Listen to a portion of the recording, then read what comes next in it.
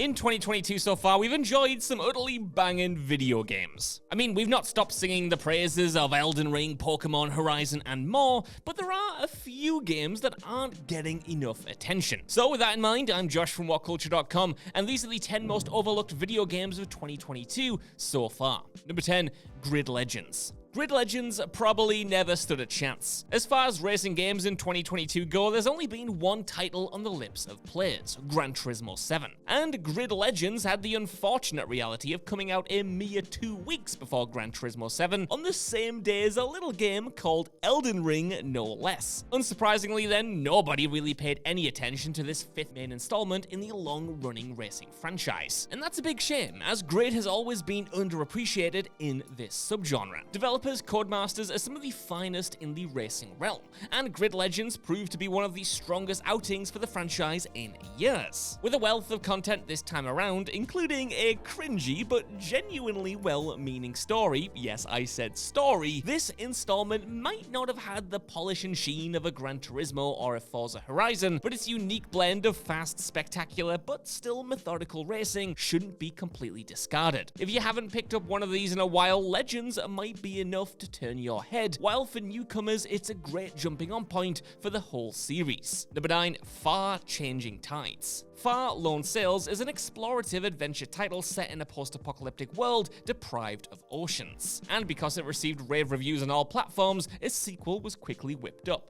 Now, the developers could have drummed up more of the same, but instead actually turned the premise on its head by having the follow-up, Far Changing Tides, be set in a world drowning in water. This change of direction could have been a really bad idea, but the drastic decision does work in the game's favor. Too often, the best sequels are let down by feeling too similar to their predecessors. And although Changing Tides does harbor the same mechanics of the original, the alteration in aesthetic and structure never makes this side-scrolling puzzle game feel like a carbon copy. If you haven't played Lone Sails either, don't see that as a deterrent. You'll become immersed in the sea-soaring saga before you know it. Even though games revolving around water-bound vessels can be hard to get the hang of, the simplistic controls of Changing Tides and reasonable difficulty curve never makes it frustrating while you navigate your ship across the sea. Number 8, AI The Somanium Files, Nirvana Initiative. Some gamers just can't seem to get into point-and-click adventure games. Even if you see the appeal of Sam and Max, a Monkey Island, you might be turned off by the idea of wading through text boxes and tirelessly navigating around every nook and cranny looking for clues. However, AI The Somnium Files Nirvana Initiative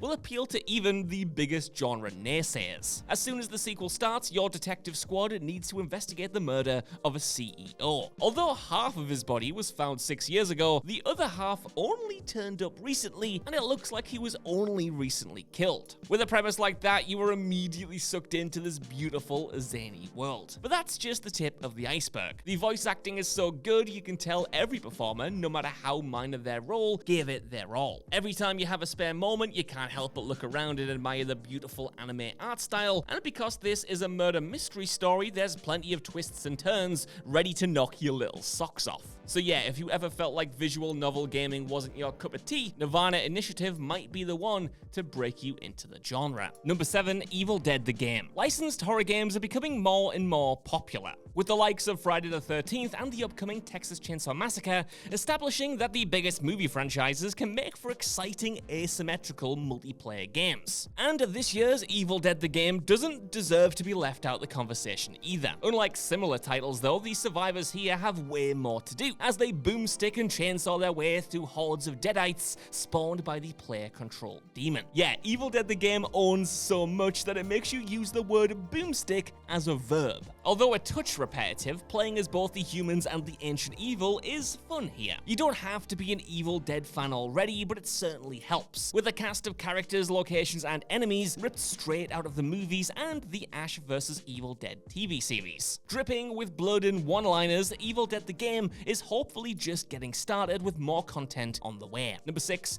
Sniper Elite 5. Sniper Elite is a franchise that has always achieved huge success as a cult hit. I mean, it must be doing something right if it's made it to 5 installments. And that certainly is the case, as Sniper Elite, a series once famed for allowing you to shoot Nazis in the bollocks with X-ray vision, has gone from strength to strength, hitting a whole new level of quality with the 4th game and now this sequel. As is tradition, you take control of a supremely incredibly talented soldier during World War II, tasked with going into wide open areas, taking out targets, and solving objectives along the way. It's the sense of openness and freedom, though, that defines Sniper Elite 5. Like Hitman, the joy is putting together the big picture of how each level operates, and consequently the best way to sneak through with as little noise as possible. However, while that's the long-term plan, there's also joy to be had in the moment-to-moment gameplay, improvising your way through encounters when things go wrong, setting traps for incoming enemies, and turning a bad situation into a good one. Dedicated stealth games are in short supply right now, and hopefully Sniper Elite 5 will be the game that allows the franchise to break through to a new level of success, and it's on Game Pass right now if you do want a taste. That's not an ad, by the way, I just mean it's on Game Pass, so if you have it, you don't have anything to risk. Number 5,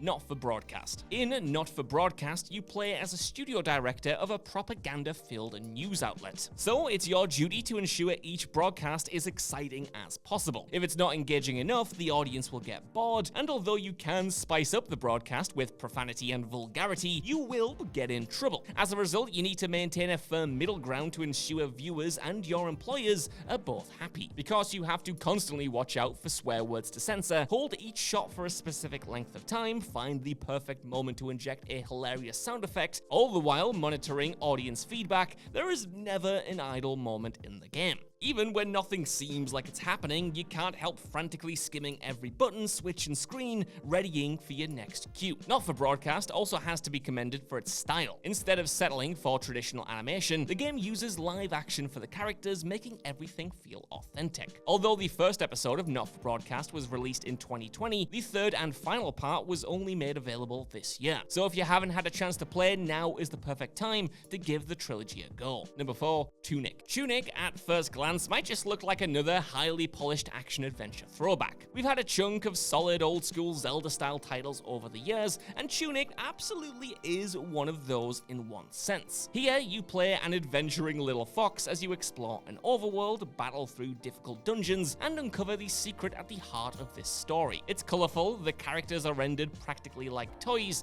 and the world is full of mysteries. That alone would have earned it a spot on this list, but what makes it one of the games of the year is just how complex the game proves to be as the hours go on. The world design turns out to be far more labyrinthine than initially thought, its combat surprisingly deep, and the mysteries keep coming long after the main campaign is completed. Its meta-framing too, with weapons and skills being learned by finding and piecing together an in-game manual, means Tunic has a real love of the genre built in, a passion that's felt in every area. Now, critics did pick up on all of this at launch, with Tunic being one of the best reviewed games of the year. However, with it being exclusive to Game Pass initially and releasing around Elden Ring, Dying Light, and Horizon, it definitely did get overlooked and deserves to be revisited now. Number 3, Rogue Legacy 2. The 2013 dungeon crawler Rogue Legacy can't get enough credit, since it popularized an important mechanic over the last decade, that being the permanent upgrade. See, each time you die, you return to the beginning of the game, but you keep every upgrade you obtained on your previous journey. Although the game starts unfairly hard then, the weapons, defenses, and skills you previously obtained will allow you to progress slowly but surely. The mechanic is such a game changer that it's been integrated in other roguelike games since, including Hades, Dead Cells, and Returnal. But one of the best games at implementing the permanent progression concept is, of course, Rogue Legacy's own sequel. Although every aspect of the original has been tightened up and sharpened, what makes Rogue Legacy 2 a contender for the big league roguelites is the variety it offers. You can choose 15 different classes for your character, each with their own strengths, weaknesses, weapons, and attacks, but if you prefer to tackle the dungeons as a knight, a mage, a gunslinger, or a chef, for some reason, be aware that you'll need to adjust your strategy accordingly. Not only is it fun to play around with each class to see what works for you, it stops the gameplay from growing stagnant. Number 2,